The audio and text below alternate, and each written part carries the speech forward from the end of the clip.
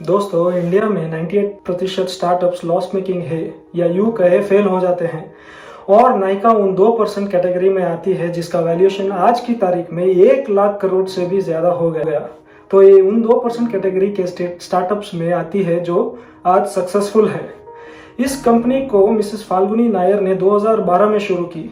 अब दोस्तों, कई सारे ब्रांड्स कई सालों से फैशन और ब्यूटी के बिजनेस में हैं, मगर वे उस मुकाम तक नहीं पहुंच पाए जिस मुकाम में इतने कम समय में नायका पहुंचने में कामयाब रहा। तो ये सब नायका ने कैसे हासिल किया, इस वीडियो में इस केस स्टडी का पोस्टमार्टम करने वाले हैं जो बहुत ही इंटरेस्टिंग होने वाला है। तो दोस्तों, इस वीडियो को अंत तक देखें। इस केस स्टडी को समझकर आप अपने बिजनेस में भी स्ट्रेटजीज यूज कर सकते हैं। इसे समझने के लिए हम नायका की उन स्ट्रैटेजीज को देखेंगे जो उन्होंने अपने बिजनेस में इंप्लीमेंट किया। फर्स्ट स्ट्रैटेजी को कहेंगे ओपेक्स लूप। आप सोच रहे होंगे अब ये क्या है। ओपेक्स माने ऑपरेटिंग एक्सपेंडिचर और लूप माने रोटेट करना। फैशन बिजनेस और ब्यूटी बिजनेस में मार्जिन तो बहुत है पर प्रॉफिट बहुत कम हो जाती है। इसका मतलब क्या है? मार्जिन माने आप कितना कमाते हैं हर सेल के ऊपर। ब्यूटी प्रोडक्ट्स पर मार्जिन तो हाई रहता है मगर ऑपरेशनल एक्सपेंसेस की वजह से प्रॉफिटेबिलिटी कम हो जाती है। एग्जाम्पल के तौर पर अगर आप एक शॉप चला रहे हैं तो आपको बहुत सारे खर्चे उठाने पड़ते हैं, जैसे एम्प्लॉयज की सैलरी, रैक्स और shelfs, furniture, interior maintenance, rent, electricity और भी बहुत सारे एक्सपेंसेस आ जाते हैं। नायका ने ये सारे खर्चे ई कॉमर्स प्लेटफॉर्म पर आकर पूरी तरह बचत कर लिया। अब दोस्तों, इसे ध्यान से सुनिए। नायका ने अपना खुद का लूप बनाया और इंप्लीमेंट किया। वह लूप था हाई मार्जिन, हाई प्रॉफिट, लो ओपेक्स। यही है बड़ा डिफरेंस एक शॉप और एक ई कॉमर्स स्टोर में। ओपेक्स यानी कम ऑपरेशनल एक्सपेंडिचर। एक दुकान का ऑपरेशनल एक्सपेंडिचर बहुत हाई होता है और जब हमें ई कॉमर्स प्लेटफॉर्म में शिफ्ट होते हैं तब हमारा ऑपरेशनल एक्सपेंडिचर बहुत ही कॉम्पिटिटिव और लो हो जाता है। और जब नायका ने शुरुआत की तो पहले ई कॉमर्स प्लेटफॉर्म पर की। उनका कोई भी फिजिकल स्टोर नहीं था। नायका ने ई कॉमर्स पर और एक ज़बरदस्त चीज़ की, वह था डेटा लिवरेज। जब उनका बिजनेस ई कॉमर्स पर चलता था तो उनके पास उनके कस्टमर्स का डेटाबेस ऑटोमेटिकली क्रिएट होने लगा और उस डेटा से उन्होंने लिवरेज यानी फ़ायदा लिया। अब ये सवाल आता है कि उन्होंने ऐसे कैसे किया। जब आप अपने कस्टमर्स का डेटा स्टोर करते रहते हैं तब आप उनके बाइंग बिहेवियर को आसानी से पहचान पाते हैं। आपको हमेशा ध्यान में रहता है कि क्या प्रोडक्ट्स कस्टमर खरीदना चाहता है और क्या नहीं, किस प्रोडक्ट पर उनको दिलचस्पी है और किस में नहीं, कौन सा प्रोडक्ट कार्ट में है, कौन सा प्रोडक्ट अपने दोस्तों के साथ शेयर करते हैं। ये सब जानकारी आपको आसानी से मिल जाती है जब आप ई कॉमर्स प्लेटफॉर्म पर शिफ्ट हो जाते हैं। और नायका ने इन चीज़ों को बहुत खूबी से उपयोग में लिया। इसकी वजह से उनका कोका यानी कॉस्ट ऑफ कस्टमर एक्विजिशन 1000 रुपये से घटकर 200 रुपये हो गया। पहले नायका को अपने कस्टमर्स को अक्वायर करने के लिए 1000 रुपये का खर्चा आता था, अब उनकी लागत घटकर 200 हो गई। इसका कारण क्या है? क्योंकि नायका ई कॉमर्स बिजनेस में काफ़ी स्पेस कैप्चर कर चुका था। इस स्पेस को हम लोग कहते हैं डिजिटल रियल एस्टेट। और इसकी वजह से नायका को अपने कस्टमर्स के बारे में बहुत कुछ पता चल गया। इस डिजिटल रियल एस्टेट का फ़ायदा आप अपने बिजनेस में कैसे उपयोग करना है जो मैं आपको आगे बताऊंगा। नेक्स्ट स्ट्रैटेजी थी पीएम स्ट्रैटेजी। मैं कोई मोदी जी के बारे में नहीं बता रहा हूं, बल्कि पीएम माने पी माने प्रॉब्लम। मार्केट में प्रॉब्लम्स क्या है उन्होंने पहले आइडेंटिफाई किया कि लोगों में दिन ब दिन किस ब्यूटी प्रोडक्ट्स के डिमांड बढ़ता जा रहा है। मगर प्रॉब्लम यह थी कि ब्यूटी प्रोडक्ट्स के अंदर बहुत सारे डुप्लीकेट चीज़ें मार्केट में थी जो लोगों को बहुत परेशानी झेलनी पड़ती थी, जहां लोगों को बहुत बड़ा रिस्क फैक्टर भी था। पूछिए क्यों?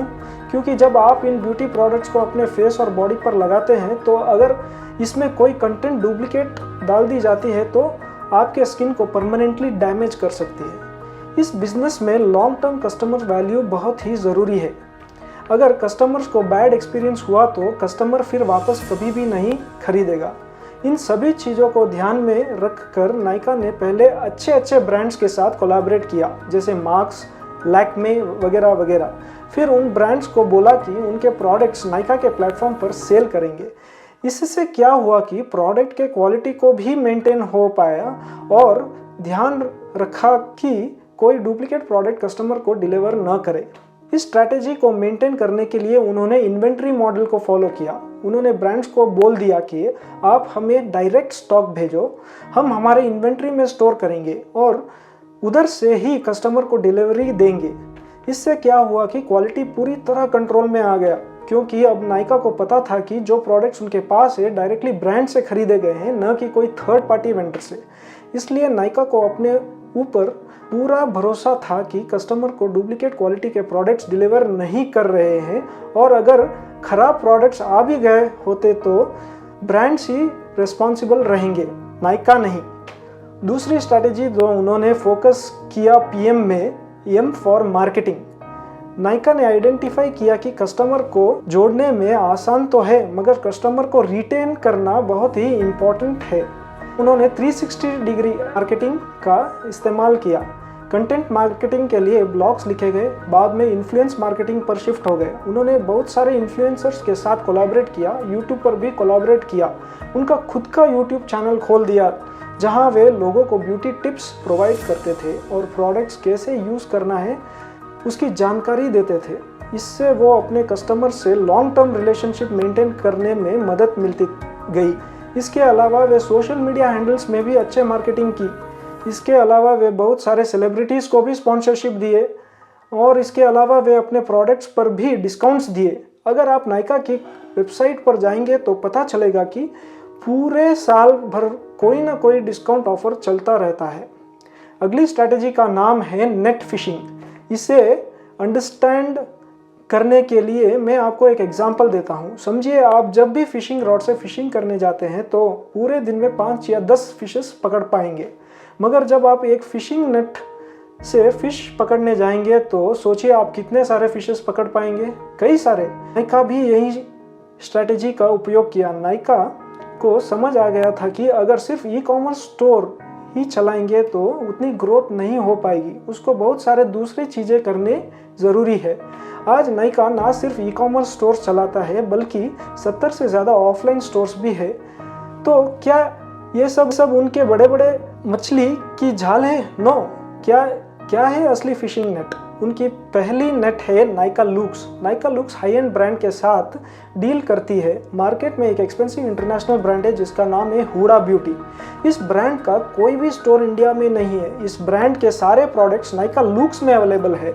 नायका लुक्स की मदद से ह्यूड ब्यूटी इंडिया में प्रीमियम कस्टमर्स को कैप्चर करने में मदद मिली। उनकी दूसरी फिशिंग नेट थी नायका ऑन ट्रेंड, जहां ब्यूटी और फैशन के ट्रेंडिंग प्रोडक्ट्स अवेलेबल रहते हैं। इन कस्टमर्स को ट्रेंडिंग प्रोडक्ट्स चाहिए, ना कि आउटडेटेड वाले। उन कस्टमर्स को इस नायका ऑन ट्रेंड से कैप्चर कर लिया जाता है। तीसरी फिशिंग नेट है नायका फैशन। नायका को समझ आ गया था कि लॉन्ग टर्म सिर्फ ब्यूटी प्रोडक्ट्स ही नहीं चलेंगे, फैशन इंडस्ट्रीज में भी बहुत स्कोप है। जो भी लेडीज फैशन में इंटरेस्टेड थी नायका फैशन स्टोर में आते और कपड़े खरीदते। फोर्थ फिशिंग स्ट्रैटेजी है नायका नेकेड। इसमें लेडीज के लॉन्जरीज अवेलेबल थी। दोस्तों, हम सबको एक्सटर्नल फैशन मालूम है, मगर इंटरनल फैशन भी बहुत ज़रूरी है। उनकी पांचवी फिशिंग नेट है नायका मैन। वे न सिर्फ लेडीज के ऊपर फोकस थे बल्कि मेंस पर भी ध्यान दिया। नायका मैन में सारे मेंस के ग्रूमिंग प्रोडक्ट्स अवेलेबल है। फैशन इंडस्ट्री में एक और चीज़ नायका ने आइडेंटिफाई की, लोगों को केमिकल फ्री प्रोडक्ट्स चाहिए थे। इसलिए उन्होंने 6th फिशिंग नेट लॉन्च की और वो थी नायका नेचुरल्स। इस फिशिंग नेट की वजह से वे उन कस्टमर्स को कैप्चर करने में कामयाब रहे जो केमिकल फ्री प्रोडक्ट्स यूज़ करना चाहते थे। यही 6 नेटेड फिशिंग स्ट्रैटेजीज से नायका अलग अलग वैरायटी के कस्टमर्स को एक्वायर करने में कामयाब हुआ। नायका की नेक्स्ट स्ट्रैटेजी थी ओमी चैनल। दोस्तों, अब आप सोच रहे होंगे कि ये काम क्या करता है। ओमी चैनल का मतलब है कि आप सारी साइट से कस्टमर्स को घेर लेते हैं, जिससे कस्टमर इतनी आसानी से भाग नहीं पाए। इसके लिए वे ऑनलाइन प्लेटफॉर्म पर ज़बरदस्त इंप्रेशन जमाया, फिर ऑफलाइन पर। मगर इसमें एक बड़ी समस्या आई, उनको इन दोनों प्लेटफॉर्म्स को जोड़े रखने के लिए बहुत सारे प्रॉब्लम्स को फेस करना पड़ा। इसलिए उन्होंने ERP सिस्टम पर इन्वेस्ट किया, जिससे उनको इन दोनों प्लेटफॉर्म्स को जोड़ने में मदद मिली। इस ERP सिस्टम से रियल टाइम मैनेजमेंट कर सकते थे। नायका को इस ERP सिस्टम से पता चल पाता था कि इन्वेंट्री की कॉस्टिंग क्या है, शेल्फ्स की कॉस्टिंग क्या है, रॉ मटेरियल्स की कॉस्टिंग क्या है और ऑफलाइन स्टोर्स की परफॉर्मेंस क्या है, कौन सी स्टोर क्लोज करना चाहिए और कहाँ ओपन करनी चाहिए, कस्टमर्स का बिहेवियर क्या है, कितने कस्टमर्स रिपीटेड आए और कितने छोड़ के जा रहे हैं, ये सब चीज़ें ईआरपी सिस्टम में ट्रैक कर पाते थे। इसी ईआरपी सिस्टम की वजह से ओमी चैनल को बहुत आसानी से एग्जीक्यूट किया गया और इसी वजह से नायका प्रॉफिटेबल हुआ। आप सोच रहे हैं प्रॉफिटेबल वो कैसे? नायका को पता था कस्टमर्स को कौन सा प्रोडक्ट चाहिए और कितने दाम में चाहिए। ओमी चैनल की वजह से कौन सा प्रोडक्ट ऑफलाइन में ज़्यादा बिक रहा है और कौन सा ऑनलाइन में, इन चीज़ों को देखकर उन्होंने नायका रेंज स्टार्ट किया, जो नायका ने खुद मैन्युफैक्चर किए, जिससे उनको कोई भी कमीशन देना नहीं पड़ता था। जो भी मार्जिन था वही उनका नेट प्रॉफिट बन गया, एक्सपेंसेस को लेस करके। इसके अलावा वे खुद के प्रोडक्ट्स कम दाम में बेचकर ज़्यादा प्रॉफिट कमा सके और ज़्यादा क्वांटिटी के साथ। आप सोच रहे हैं कैसे? तो जवाब है डेटा। इसी तरह अमेज़ॉन भी करता है, जो इंडिया में बहुत सालों से ऑपरेट कर रहे हैं। अमेज़ॉन ने डेटा की मदद से पाया कि कौन सा प्रोडक्ट हॉट सेलिंग है, फिर सारे प्रोडक्ट्स अमेज़ॉन खुद मैन्युफैक्चर किए, जो हम अमेज़ॉन बेसिक्स के नाम से जानते हैं। नायका भी ऐसा ही सेम स्ट्रैटेजी अपनाया। उन्होंने कस्टमर्स के डेटा को उपयोग किया और खुद के प्रोडक्ट्स मार्केट में उतार दिए, जो ज़्यादा प्रॉफिट देता था। उनकी नेक्स्ट स्ट्रैटेजी थी टाइट स्पीड और टाइट एक्शंस। एक्शन और स्पीड दोनों को टाइट कैसे रखें?